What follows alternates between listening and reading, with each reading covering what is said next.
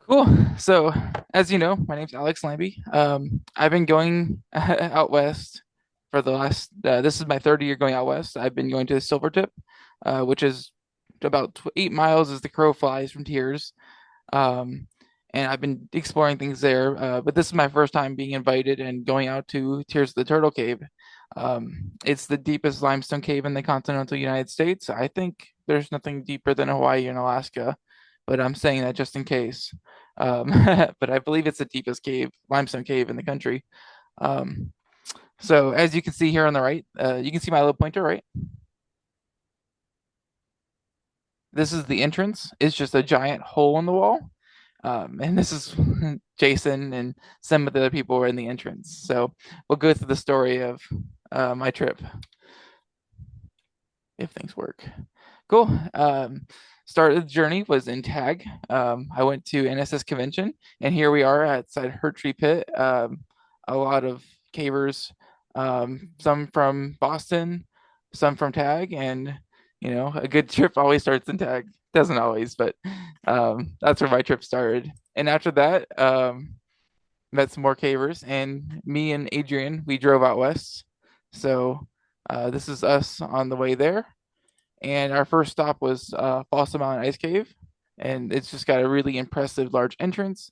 I'm kind of brushing over this part because it's not Tears of the Turtle what you came for, but kind of show you what was kind of going through as I was going there. It wasn't like, oh, I'm scared for tears, like, oh, I'm doing all this other things, and wasn't really thinking about it. But that's a beautiful cave out in Wyoming. Um, and so after all of that, and a lot of jumping around, I think that was about a week. I get to Montana, and this is what packing looks like. Often, the last 2 years, I always flown in, so I never really, you only fly with 50 pounds in your packed bag, so you can't just fly with a bunch of food. So, last minute, you start throwing together all the food you want to do. So, Welch's gummies are always great. And I just throw in random things and um, make sure, throw in more than you think you need, right? One thing I did wrong this year was this camping pad. That was not very comfortable, as you can imagine. But live and learn, right? So, this is what kind of packing looks like for a lot of people that travel to go to these Montana caves. This is Dustin Kisner. He leads the expeditions for Silvertip, and here we are having our last meal. Um, Tears of the Turtle is a 2-day hike into the wilderness. So anything that you eat or use, you have to carry on your back. Not fully, but pretty much. So you don't get to have good food while you're out there. So this is our good last meal.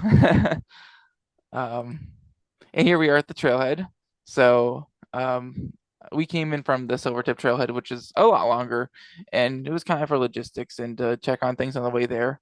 But this is me, that's Dustin and Landon, and a dog. Um, we kind of had a lot of things going on with that. But then here's my water bottle filter.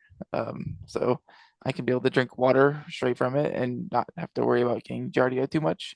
Bug spray is good, and I shove things inside my sleeping pad to kind of help out with load space. That's a 90-liter bag, and it was full. I'm sure it was over like 70 or 80 pounds or something, but you're fresh and you just go. This is what the hike.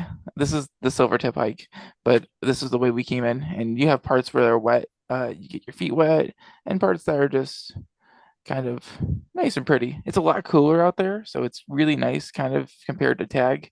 Humidity is a lot lower, so it's pleasant. Oh, there's a dog in a field and some pretty views. That's Bear Paw.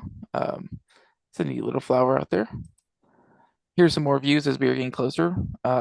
Obviously, this is very deep caves, so they're high up on the mountain, so you get some spectacular views on the way there. It is a little bit smoky. It's a did hurt the views a little bit, but yeah, don't mind the hula hoops. There's nothing about those. Only take what you need, right? And on the way there, we did some ridge walking. So this is Lone Butte, which is can't go backwards, maybe. I can. Lone Buttes this mountain, and Tears is like back there. And these were two pits we found on Lone Butte that we checked out. Still haven't mapped, but some nice things that have not been reported. And here is when we're getting closer to Tears. So the limestone there is the pagoda limestone, and you can see it kind of sticks up out of the mountain. It comes out of the earth or whatever, but it shoots way up high, and it comes down these steep kind of layers, and that just sinks underneath the rest of the layers. So you go in way up here, and you just take the cave like this, and then when you get down to this part, you just sink underneath the rest of the earth. And so there's no real deep pits in Tears, but it's just kind of a slow, progressive, trending downward canyon. And I mean, this kind of diagonal limestone is the only reason this cave exists. Meanwhile, as I was hiking there from Silvertip, the other people were getting ready. This is a lot of group gear for the camps that we have in the cave. And then there's mules that we can hire. We did hire to carry a lot of the camp stuff up, group gear, and we get 30 pounds of personal gear, which is usually food, to throw on there as well. So here's Alex and Mark Wingard, Alex Fisher, kind of throwing in their group gear and getting things ready. Um, so we got up there, everyone got up there, and the mules can't make it all the way to camp. So we came and they were supposed to get there at 10. So we showed up and we waited for the mules to arrive. And this is us with some high schoolers that actually make the trek out there to go see some of the other caves, waiting for the meals. And we got there at like 9. They said they'd be there at like 11 or noon or something. And then it gets like if it gets like 10, 11, 12, and 1, 2, 3, and you're like, where are these meals? We were actually getting a little annoyed. But it got late enough. It got like 7 p.m. and Jason said, okay, I'm going to go down the trail and I'm going to find these meals and see what's happening because they did not show up. Um, and there's Jason, our fearless leader, packing all of his bags and food at like 7 p.m. to hike down the trail for who knows how long. I think he gets there at like 10 or 11 p.m. Um, but it turns out that some of the meals had fallen off the trail, and that's not good. 5 meals had fallen down. Two did not make it, and three of them were kind of stranded down there with our stuff. Um, so that's a really good reason to not be there. Kind of very sad.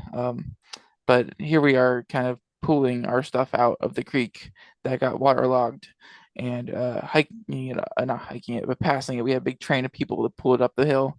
Um, Here's one of the meals that was okay. We made a trail up the hillside because this is like you can see kind of how steep that is. So we cut a trail for the meals to get out that made it. And they actually did end up packing our stuff the next day, but we grabbed everything we needed to send in a crew, and we sent them in that night, which was insane. So here are some of the signs that kind of happened because of that. Dead mule carcasses on the trail.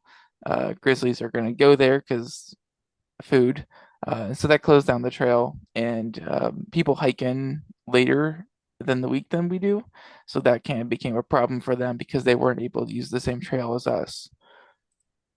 But anyways, we grabbed everything we needed to send in the first crew. There is the entrance. You can see just a hole in the wall it is.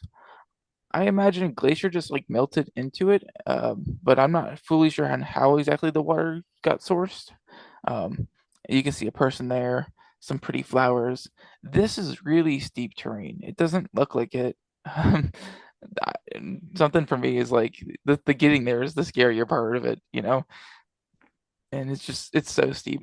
This shows it a little bit better. You can see how that's like literally just like a free climb, and you just take all your stuff up there, like heavy backpack, all your gear.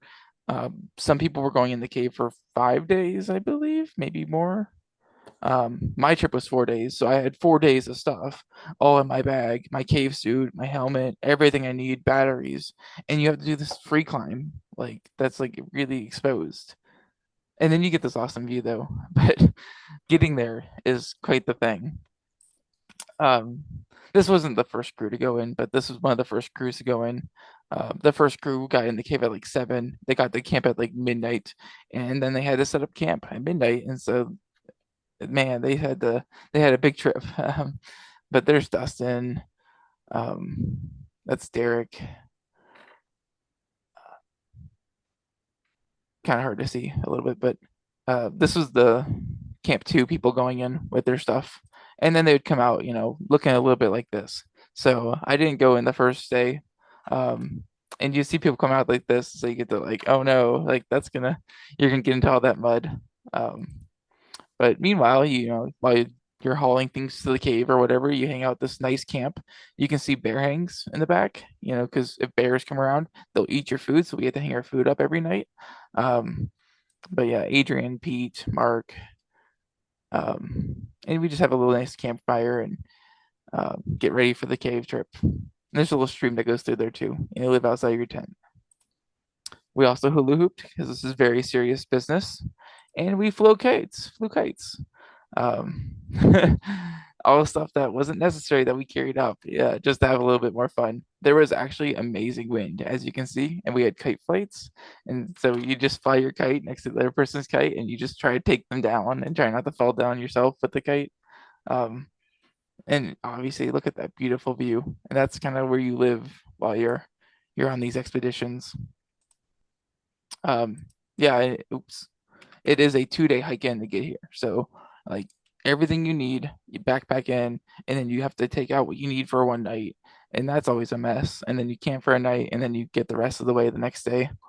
But very remote place. Here's me going in on my camp trip. There's me, Sam, Irina, Jason Blinsky, um, and we have these DGG packs. Oh, I was really excited to use them because I don't think you can get them anymore. But I actually decided to use a bobbin for this trip because you're getting on off rope so many times. It's like 20, it's more than that. There's so many drops to get to the bottom. And so you're just constantly on and off rope. And so I wanted to use something that was quick. We have these specialized gloves that are extra thick and like rated for cold. And then everyone has a PVC suit except the Shazam. Yeah, it's a Shazam suit. Because getting cold is a serious thing here. The temperature is like 36 degrees Fahrenheit. It is extremely cold. You start sitting around, like just waiting for someone to climb a rope, or you're just sitting there, and the cold creeps in, and you feel it. So obviously we wear a lot of stuff. You can see my 2 good knee pads here. That only lasted me about like 5 hours of my 4-day camp trip. Um, and yeah, this is everything we need with a sleeping pad liner, all your food, rope. Carried a lot of rope in there. And this is what the cave looks like a little bit. As you can see on the left, it's quite pleasant for part of it. Big, wide canyon. The pits were usually nice. The pits were never really deep. I think the deepest pit is like 60 feet. They are calling one 100-footer. And I was like, is it really? And it's not.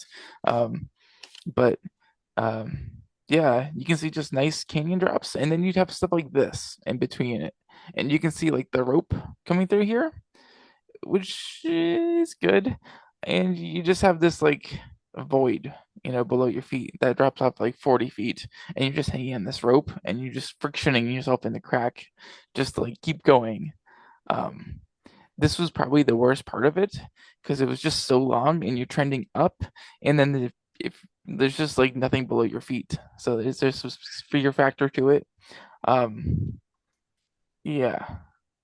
The worst part of the longest, most drawn out part was the bunga bungos, where it's like this muddy canyon meander and the bottom is kind of too tight sometimes. And if it is, then you're kind of like screwed down there. And so you climb up like 20 feet off the bottom, and then there's like 20 feet higher of like ceiling, and you're just like using these like kind of footholds to keep going.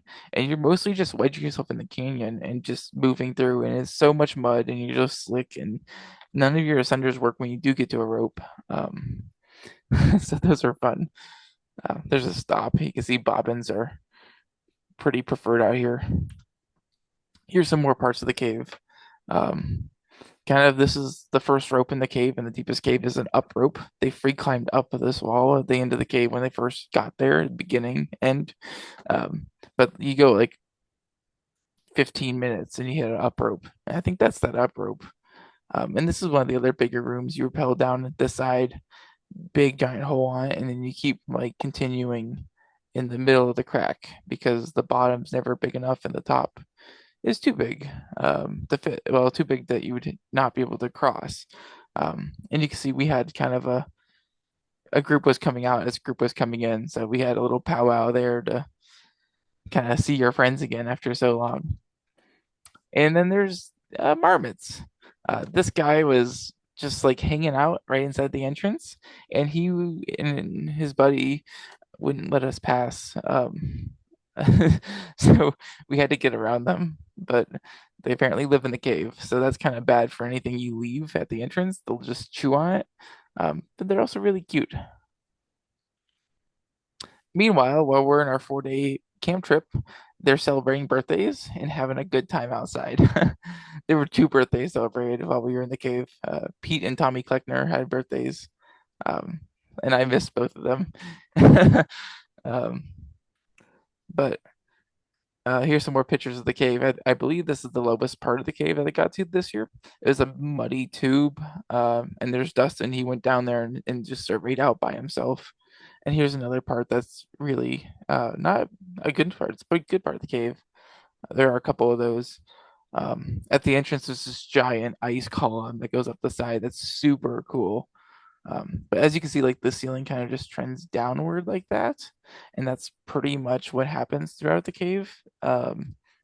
Just everything goes down at a diagonal angle, and you can see it really clearly with the ceiling. And sometimes you're in a horrible tight canyon thing.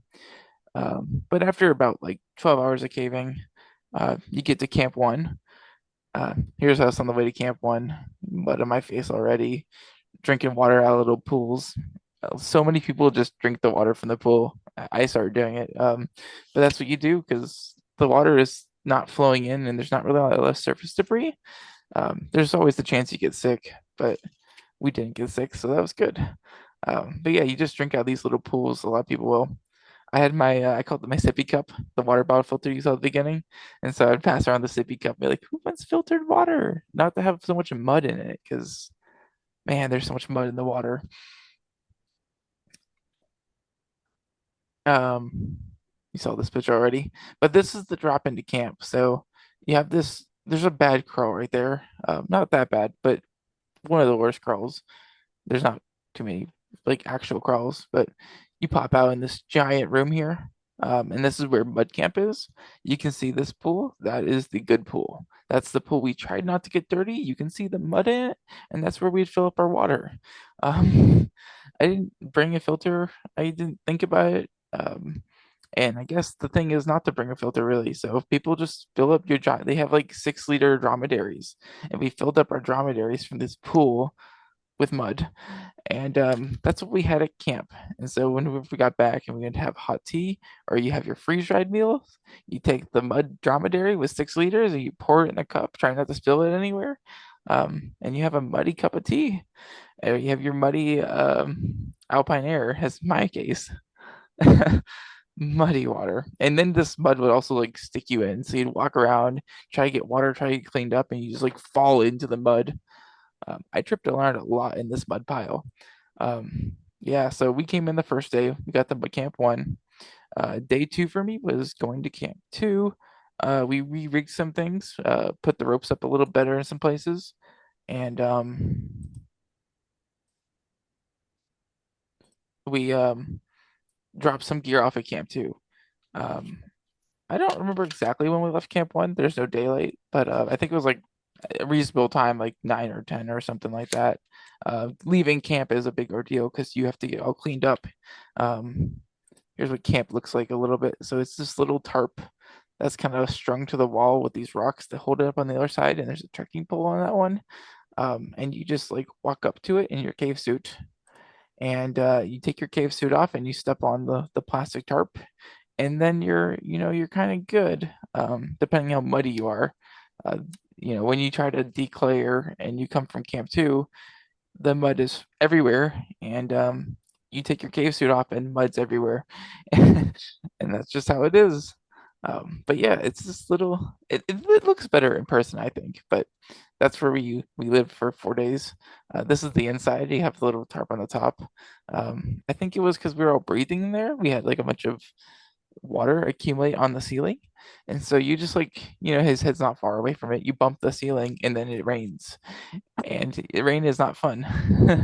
Not in 36-degree cave. Uh, but you can see our dromedaries that are full with mud water. People have their food. I think that's the block of cheese. Yeah, there was the block of cheese that we would just stick in someone's face as they came by and they'd take a bite. Um, your bowls for that was the tea bowl, and apparently that was group gear. There were 4 cups of tea, 4 cups, and you just make your tea. And these were our mattresses we slept on with these nice sleeping bags. I believe they were rated for 0 degrees, but they were completely soaked on the outside. And it gets pretty cold if you're just sitting there and it's damp on the inside. It was chilly my first night. I put this hot hands, just I had 2 hot hands. I put them in my shirt and I put one in my leg, my pants. Uh, the way my pants ended up burning myself, I didn't know until like the next day because I don't know. It was cold. Um, but I think I figured I put an extra layer on. Someone left some layers down there. I used their layers, stay a little bit warmer. But yeah, that's camp 1. In camp 2, we were hauling things there the next day, and we got to camp 2 at like 10 o'clock. And there's this traverse line you do across this. We didn't know where we were. I'd never been there, but we were bringing stuff, and we're doing this giant traverse line, and you start dropping, rocks because you're on a traverse line. And then we heard them go, ah, because camp 2 is right below the traverse line. So the mud you drop kind of like goes splatters down there. And so they go huddle in a corner down there as you come across the traverse line. And then you get to the end of traverse, you rappel down, and then you say, oh, wow, we had just been like raining rocks on you guys the entire time. But they were happy for rope. They had like 500 feet of rope, and I think they used most of it, which was pretty insane. Um, yeah. We got there like 10 or 11, and we ended up leaving at midnight. And it's about 6 hours from camp 1 to camp 2, and that's going downstream. So going back from midnight to camp 1, that was a long trip. It was like we thought we'd get back well before 6. But we got back to camp at like 7 a.m., camp 1, and like I remember the last like couple hours, I was what they call it, slap happy. I was just like really tired and just saying dumb things and just, doing the traverse lines and climbing my rope, and I was gonna get there eventually. But yeah, that was exhausting. And then of course I tried to go back to like the pool to go clean up, and I'm just walking around this pool at like 6:30 a.m., tripping around in the mud, washing my hands, and just getting cold. Um, but that was fun. That was a lot of fun. Here we are. This is kind of a good night at camp. You can see Derek's kind of clean. That wasn't the case for us the second night. And then people are just snuggled up in their sleeping bags. Oh, I'm so sorry. So it was super nice. Um, and then here's what Camp 2 looked like. They called it Camp Dingle. I was So trying they to get just into the Zoom meeting on my dangled phone and my computer and clearly. they dangled their tent things on the side, and so the bottom is like a puddle, as you can see, with rocks. Well, there weren't rocks before, so the first group went to Camp Dangle, and it was just not great. And that was the word that we got. And then they threw these rocks in here, and they put this tarp on it, and it got a little bit better. Um, but things just got worse for them. And then like these beds, apparently, the mattresses would hit the wall, and then they would pop. So then people had like deflated um, sleeping pads out here. Uh, man, they had a rough time in camp 2, but that's where the magic happened. So we brought them rope and they keep pushing down, and they added like 250 feet of depth. So the new depth is 2,477, I believe. And that was the thanks for people to stay in the torture of camp 2. They had a waterfall. I mean, you could drink this water, I guess, but like they were like, you can hear our water source. It's like, do that squeeze over there. That's our water. The cool thing was, as you've seen from the entrance, like it's in the cliff face, so water doesn't go in. At this point, so one of the infeeders had to start bringing organic debris. So there is some infeeder that has connected to the surface that was bringing in sticks and pine needles, which is really cool. Um, but we're not sure where it is coming from. And it could be a tiny little crack, but it's a crack that takes things. This is me after my trip. So yeah, I got back to camp at like 7 a.m. We slept for 20 hours straight, with a 20 hours with a 4 hour break in between. And then we left the next day like 8 a.m. and we got out at dark. And here I am, mud completely caked in my hair, mud all over my face. I don't know why my face is so red. I couldn't use my glasses the second day, so I just threw them up here into the top compartment of my helmet where people keep trash bags, you know. Yeah, my lights were not. They were okay actually. My puffy on the inside was doing pretty good. My balaclava thingy was caked in mud. Um, that's my brake beaner, and my gear is just down there. My knee pad foam thing, I lost that my first day. The other one's hanging off, as you can see here. Tears destroyed my gear. um, I guess, yeah, I had two pairs of socks on, which was nice, until I tried to put my boots on from mud camp. I was like just sat there. It took me so long to get my stuff on in the morning, and I was getting cold, and I was like using my fingernails to pull on my boot. And like as I did that, like I bent my fingernail half up just because of how like stiff it was. I was like bent it back. I was like, ah, that didn't happen. Just continue doing what I'm doing. uh, so yeah, that was me getting out at very dark after my camp trip. And there's another picture of the chiz. So when they're not the marmots, when they're not blocking you in the cave, they're getting clipped out at the entrance by us. So there, there's the guy and his buddy. They're just hanging out at the edge of the cliff here. I found out that these bushes are they're very prickly. I grabbed one when I climbed in, and I had like just a thorn in my finger for the rest of the trip. So don't grab those. And then what people did to kind of clean up your gear, you would wash it in the stream there, and then you just stick it on a little tree. I love calling these things Christmas trees because it's kind of like Christmas. Look at all this free gear, Panton, and don't mind if I do, right? And you can always blame it on the chiz. So um, it's free gear. Here's a little rainbow at camp. Um, yeah, the logistics were pretty crazy. The first group had like a 2 night camp trip, a 1 night camp trip, 2 days to set up the first camp, and then the next camp two people came in to set up the camp two, and they stayed there for like 5 days. And while they were there, I came in, and then a whole different group came in for like a 5 day camp trip, and kept pushing it. The bottom of the cave died in like a mud sump, in a real sump. But then they had like a paleo continuation passage that seemed pretty large, not super large, but they said it was walking. And so that's the going lead so far. Um, Tears the Turtle is a you can get tears from turtles. I was going to show a picture, but I guess that's further on. But after tears, I hiked over to Silvertip. So here's me throwing all my stuff on my back because at this point I'm kind of just done, and I just strap things to whatever I can. And so I got over to tears wearing my pajama pants, my pajama shirt. That is normal wear for me, and a bunch of friendly hitchhikers, which I didn't realize they had out there, but I got them. I got lots of them. I also chose like the worst day to hike over. It rained on me the entire time. I spent an hour under a tree waiting for the rain to go away with my fingers crossed. That did not happen. I just had to, it was the worst timing too. I got to the stream, I had lunch, and then like as soon as I finished lunch, all my stuff spread out because I just found all my stuff to have lunch. It started to rain pretty hard. And so I hit under the tree, all my stuff getting soaked. And I decided I had to go. It was just getting too late if I waited. And yeah, so all my stuff was waterlogged, which actually makes it lighter. It does not. Um, so everything was a lot heavier after that. Yeah, my cave suit was pretty new, and there was a giant hole in the butt afterwards, giant holes in the legs. Yeah, and then we did Silvertip, And Silvertip was fun. We did some giant caves in the up. We went up there to hole in the wall, and they found a 180-foot pit like the day after I left, which kind of sucked. But that's awesome for them and awesome for stuff next year. Um, so yeah, here's a picture of a turtle with his tears because tears to the turtle. I don't know who made that. That was in the shared Google Photos. Um, yeah, you guys have any questions? Yeah, Alex, I got a question. Yeah. So obviously you've done plenty of muddy caving and tag.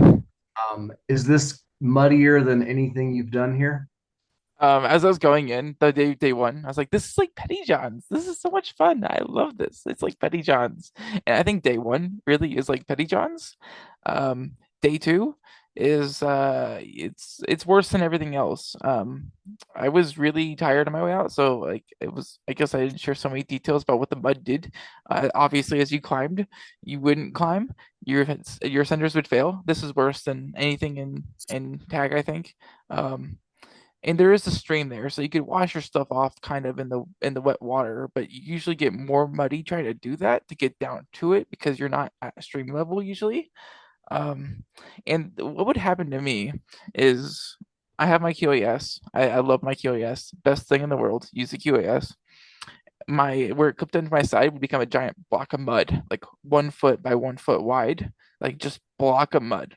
And I had to dig the mud off my gear to see what it was. And whenever I got to it, it would be like my QAS is clipped to my leg loop, my ascenders are on the wrong cow's tails, and I just didn't know what happened. I just like the mud just moved everything around, or I was tired, or it was just crazy. Yeah, the mud was so bad. It made everything harder.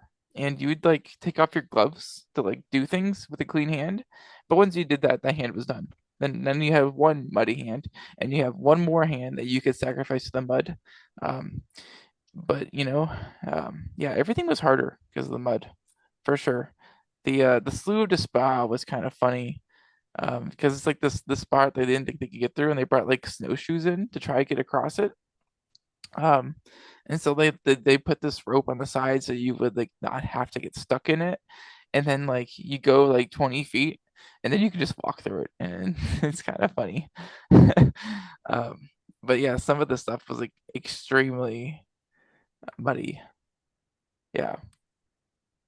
Day two was the worst. Day one, like tag, day two, worse than tag stuff. Any other questions? Yeah, I have a question, Did y'all? Alex. Yeah, hey, Maverick. Rick. Hey, just curious, is there anything you didn't pack that you would bring next time, or anything you did pack that you would rather leave at home next time? Um, yeah, there always is. I wish I brought more summer sausage. Summer sausage is awesome. I love my summer sausage. I had one. I ate it.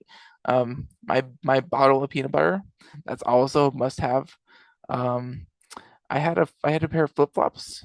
Ended up losing one, so I had one flip-flop, which really sucked. And I wish I not lost that flip flop. It was horrible with the one flip flop because then like I could put my hiking shoe on, which I've been hiking with for like a week. That's like disgusting. And these socks are like I wish I brought more socks because they were stiff and they were hard and they sucked to put on. Um, I I don't think I need any more underwear. I had enough of that. 2 or 3 pairs is good. People don't bring a lot of extra clothes. I didn't bring. I brought rain jacket. Wish I had a rain jacket. That would have been nice. But I mean, really, it's a lot of luxury things. Like do you need better food or whatever. I didn't bring enough variety of food. I had 22 Alpine Airs for my trip. But I only had 3 flavors. I had 4 flavors, but one of a fourth flavor. So I did a lot of trading for other things. Ramen bombs are awesome. It's I trade for ramen bombs, which is like ramen noodles, instant potatoes, and tuna fish.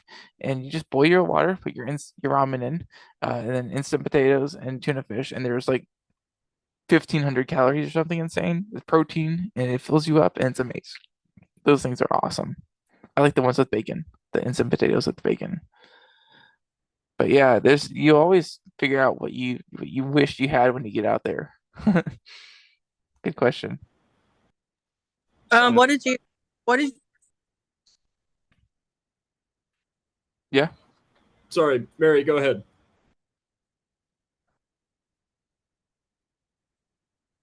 what did you have to bring for bear protection? Yep, we had bear spray. We all had bear spray, and I think I showed it at the beginning. But yeah, I don't think it shows in this picture, but that's all I had for was bear spray. Of course, you need to do bear hangs, because if a bear gets into your food, you're kind of screwed. But um, we'd have them like this.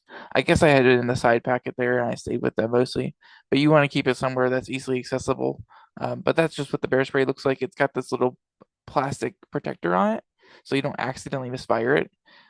We got to camp, Tears Camp, the outside camp, and Mark Wingard was putting his stuff into his tent, and he threw his bear spray in, and the plastic cap came off, and then he bear sprayed his tent.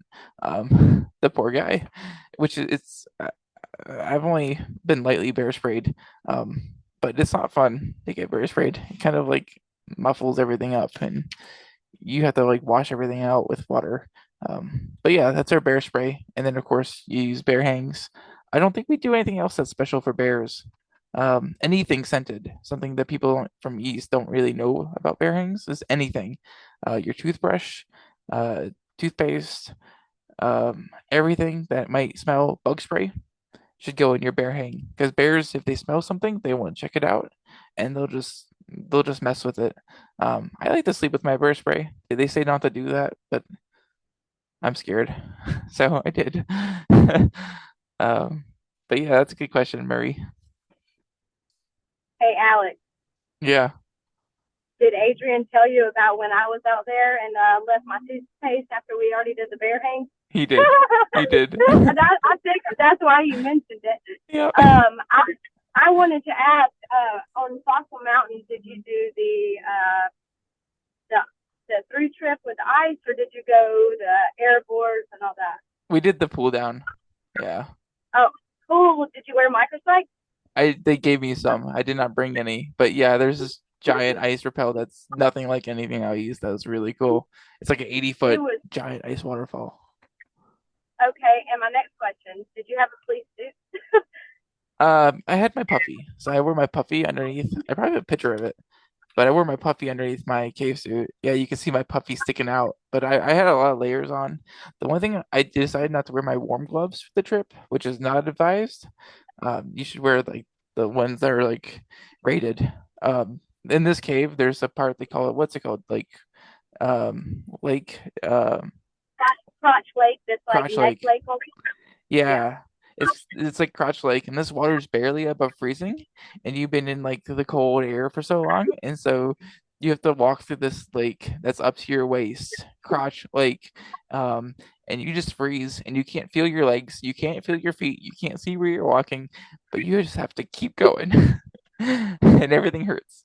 Well, if you would hurt if you could feel it. That's awesome. Yeah, this is a really cool cave though. Awesome on. Summer is a good time to go out west, I think. Well, in the winter time, these are all buried underneath a ton of snow, so you can't really do a lot of these in the winter. Cool. Any other questions? Yeah, I have a Alex, how did question. you treat the water? And did anybody get sick from the water in the cave? Well, Giardia takes I think it takes 2 weeks to like kick in, you know. I had my sippy cup, which is like the water bottle filter. Um, but typically I did not treat the water. I would just drink muddy cave water because that's what everyone else did. Um, and I don't think there's a lot of like there is the marmots who live in the entrance, but I don't think there's a lot of PCs getting in there. And I don't think anyone's been sick from water in tears. But yeah, I often just drink the water in the cave. A lot of people drink the surface water too. I always boiled that or used a gravity filter or my water bottle filter. I had Tang, so I had Tang. It's just like this orange water flavoring that's so good. And I would Yeah, I would have to like use my water my dripping gravity filter that's so slow to get tang water. And I would just pour so much tang in there and it'd just be so sweet. It'd be so good. I had some vodka and we mixed it with the tang. So we had uh tang and vodka. It was good. One other question: those plastic bags y'all had at camp, was that just for privacy, or did that give you like a false sense of warmth? The ones that are above you. Yeah. Yeah, so the ceiling, they say the ceiling's for warmth. It does feel warmer in there. There's like you see the jet boil, so like you're cooking water and there's heat and like there's people, and so I think it does keep it warmer. It's also to keep it's supposed to help with drips, but obviously drips still happen. Um, boo QAS. Um, but I think it really did keep things warmer. People will use plastic bags for their food instead of like the Alpine Air bags because it's lighter and smaller. But yeah, I think that helped with warmth. Was there anything that y'all did to kind of keep camp somewhat clean and dry? Personally, I shook my sleeping bag out after I used it, but I think other people were better at that than me. We're supposed to all have our own sleeping bag liners. I lent my sleeping bag liner out to Adrian, and he didn't put it in anything, and he got there and it was completely waterlogged. So nobody was sleeping in that one. Um, but yeah, sleeping bag liners to kind of keep your filth on yourself. You take off your cave suit does a really good job of um, I'm not going backwards. Your cave suit does a really good job of keeping the inside stuff of you clean until you take it off. Um, so that also helped. Where did the pictures go of the camp? There it is. Okay. Yeah, you can see this tarp, right, to get in there. So you take off your cave suit right on the side of it, and you have to like sit your butt down on the tarp, really smart. And then take off all the stuff, and you just laid there in the pile until you came back in the morning. And for one day, it's great. Uh, but yeah, after that, after like 2 days, you just mud gets everywhere. I know my header was just full of like clumps of mud. And if you have a balaclava, it kind of stays in there. But yeah, things just get everywhere. We had some like wet wipes and things. So when you wet wipe when you got there, and you tried your best. You tried your best. Much the appeal of the next person who slept in the sleeping bag after me, you know? Yeah. Did y'all use any Darren drums or dry bags for gear? Or was it Everything just go trash? everything goes in a dry bag. You can see some people had dry Darren drums, but dry bags. Everyone had dry bags. Everyone used dry bags for your clothes, your food. If not, it would just get destroyed and muddied up. Actually, on our way out, we were carrying a bunch of weight, and one of the bags just completely died. One of the GGG bags. So we had to repack everything, and we couldn't really close the bags after that, but we had to repack all the one bag into all the other bags. And my bag was so bad, and we'd just change all around who was carrying the really heavy bag, because that's how things fit. Yeah, it was a tough trip. I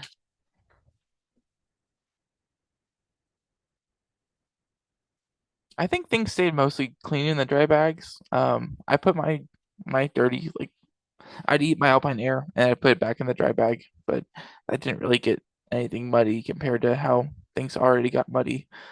Um, Nobody's food was muddy because you had in the dry bag.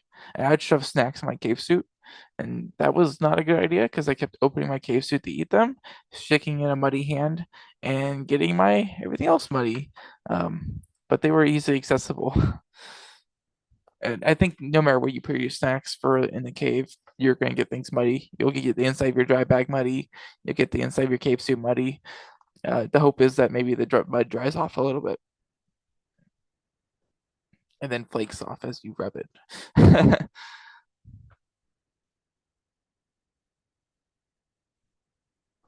Cool. Any other questions? Oh, I had a thank you thing. I didn't say thank you. Yeah. So here's a bunch of us there. Jason Blinsky's the expedition leader. I know he put a lot of his own money into making this a successful trip. So thanks to him, thanks to a lot of the other people who put a lot of their money into it. I think Pete also. And yeah, I mean, we really needed everyone to haul gear. That's what I did, but I was happy to get into the cave, and it took a lot of people to make this cave deeper and make it one of the deepest. The Canadians came down, and I think it was Katie and Max, and they went in the cave and they were helping Tears get deeper than their deepest cave, which I think we are already deeper, but now we're substantially deeper than their deepest cave. So it's kind of funny. People were saying like the Canadians are they're traitors to their deep cave.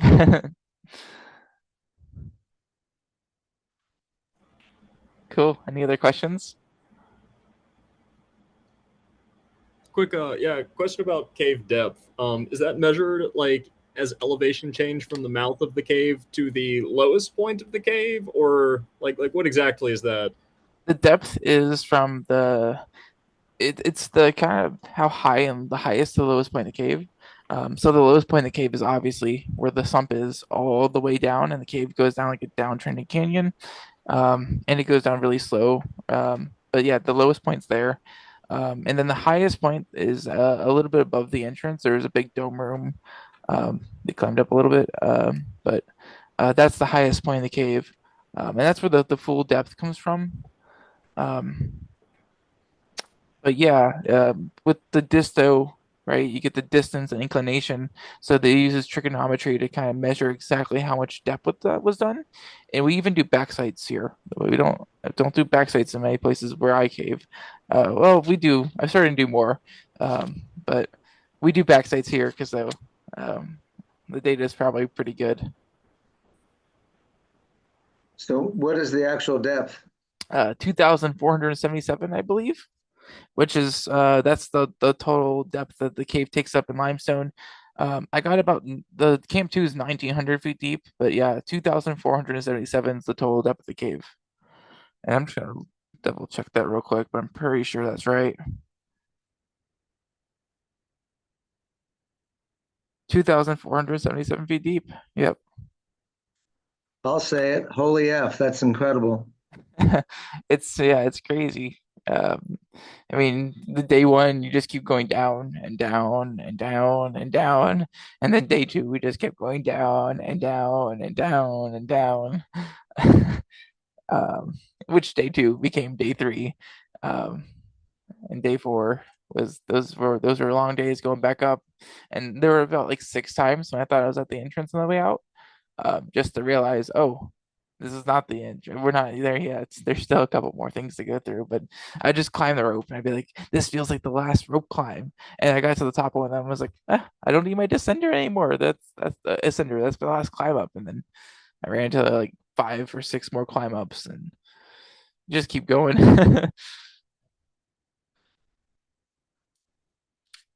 Cool. Any other questions? Mine's kind of not related to caves, That's but okay. how long did it take you to learn really hike like that? Because I guess I'm new and this intimidates me a lot, not gonna lie. Yeah, I think most people know that yours is a very difficult and insane cave that mostly the people that kind of are looking for that deepest cave in the United States would go there.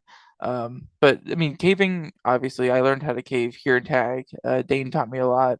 A lot of people from DCG taught me a lot. But I got vertically competent here, knowing how to do all the rope things. We don't typically do backpacking like out here for Montana. So I only learned how to kind of be ready for backpacking aspect of it by going out west. And the projecting trips out here when we map things, those offer opportunities for camping in the cave occasionally. And so I picked up a little bit of experience everywhere. Um, and then I put together a lot of it for this, but you just keep going and taking on opportunities that you get and you just keep learning little by little and it all adds up, you know?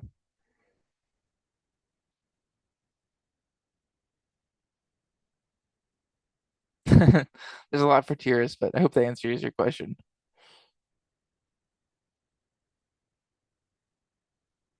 Cool. Any other questions?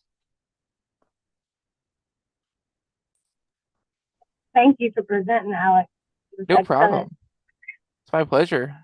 I had there's I just got back to Atlanta on Sunday, but there were a couple more pictures I could have added if I waited a little bit longer, but that was good.